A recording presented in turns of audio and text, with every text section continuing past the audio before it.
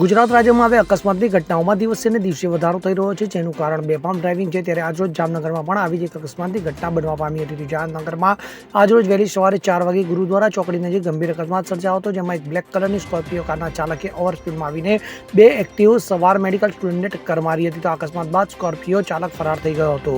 તો મળતી માહિતી મુજબ બંને વિદ્યાર્થીઓ જીજી હોસ્પિટલમાં નાઇટ ડ્યુટી પર હતા અને તેઓ એસટી ડેપો પાસે નાસ્તો કરીને હોસ્પિટલ પરત ફરી રહ્યા હતા.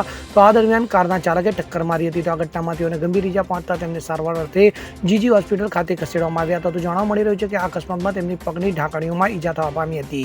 આ અકસ્માત એટલો ભયાનક હતો કે એક્ટિવાની આગળનો ભાગ સંપૂર્ણપણે ક્ષતિગ્રસ્ત થયો હતો. તો સ્થાનિક લોકોનું કહેવું છે કે અકસ્માત દરમિયાન વાહન ચાલક નશાની હાલતમાં હતો. જો કે આ અકસ્માત મામલે સિટી બી ડિવિઝન પોલીસે વાહનને કબજે કર્યું છે અને પોલીસે વાહન નંબરના આધારે ફરાર ચાલકની શોધખોળ હાથ ધરી છે.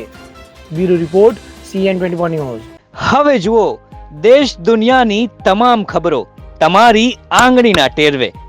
ઉઠાવો મોબાઈલ અને Google Play Store પરથી ડાઉનલોડ કરો અમારી CN24 ન્યૂઝ મોબાઈલ એપ.